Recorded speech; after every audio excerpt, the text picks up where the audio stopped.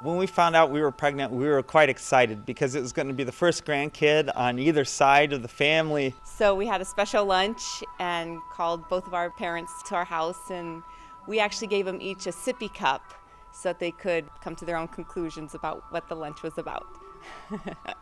We did want to have our children here on the mission field because one of the big advantages is that they get dual citizenship, which makes it wonderful for when they become missionaries. They can go wherever they need to go, and it makes it much easier. So I was excited about teaching my kids all about being a missionary and how fun it is and how there's not a better place in the world to be and how exciting we live on the Amazon. Very few people actually get to ever visit the Amazon. No, as far as having the child here on the mission field, I had really not thought too much more about it. I mean, I know that they were getting everything ready here, the baby room, all the different things that you get ready when you have a kid. Well, I started to go into labor in the middle of the night, which I think everyone always goes in the middle of the night. So I called my mom, and she was going to actually be in the delivery room with me because my husband, if he thinks he sees blood, he'll pass out. So he wasn't even an option to be my birthing partner. Well, we went to the hospital. I spent the night in labor, and the doctor came in and said, "Oh, Ruth, you're not dilating, so if you don't dilate by 6 a.m., we're just going to plan a C-section." Well, come 6 a.m., my mom calls Nate, calls my dad, calls my in-laws, and says, "Oh, Ruth's going to go into surgery. They're going to deliver this baby, so in a couple hours, we'll have our first granddaughter."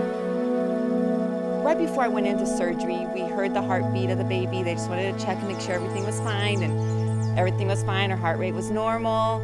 So they wheeled me in. My mom was like, "Oh, okay, they're cutting the last layer. Here comes the baby." And when the baby finally came out, we just didn't hear her cry. And I knew that there was something wrong. And my mom just kept praying and saying, "The baby's not breathing."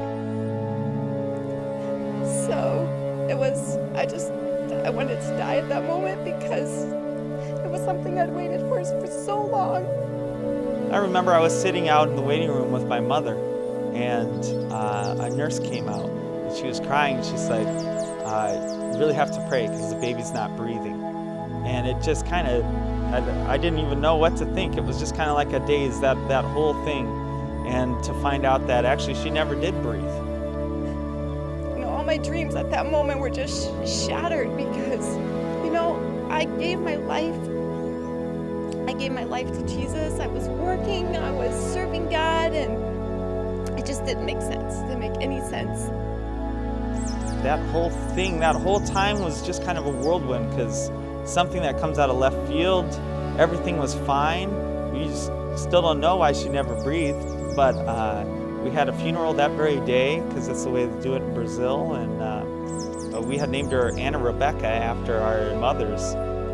It was just a day that was supposed to be your biggest day of joy was really the hardest day that you've ever experienced. And it was very, very tough. And then I was so sick. I mean, I almost died in the hospital. I was in the hospital for 9 days, and it was just, every night I cried myself to sleep. I just could not understand why that would happen.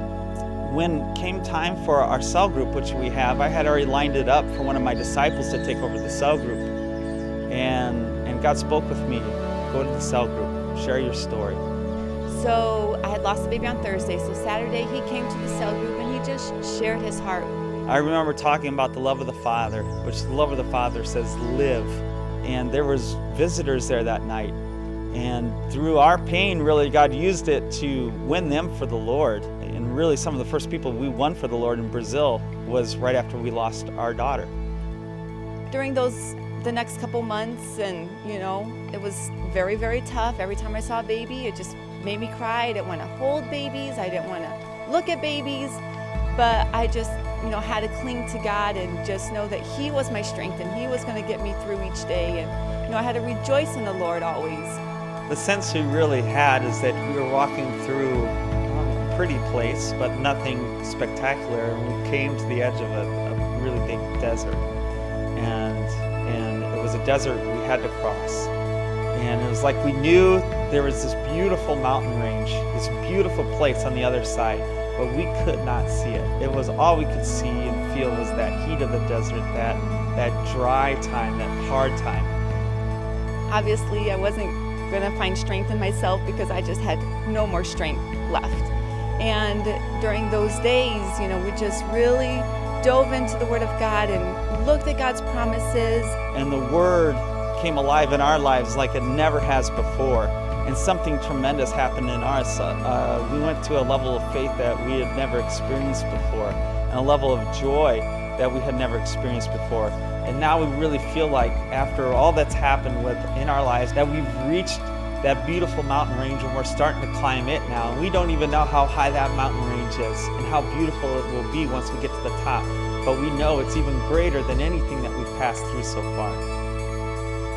So the day that Anna Rebecca died, in my mom's yard, she had a flower that bloomed for the first time, and it came up with 2 blossoms.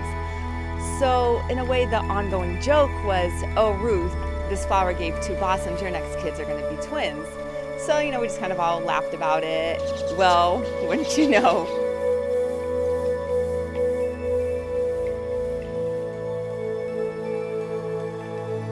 what we passed through has really strengthened us for the work that God has called us to, and He has created in us a heart that is so sensitive to people who are suffering.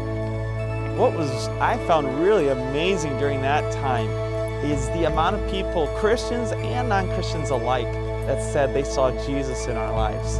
They came to comfort us, and we heard testimonies of people that went away and they were comforted, and they saw that there is a hope for those who have Christ. It really is a testimony to God's grace in our lives at that time, to His glory, what He was doing, how He was using our lives, our story in a time of most suffering to impact the lives of others.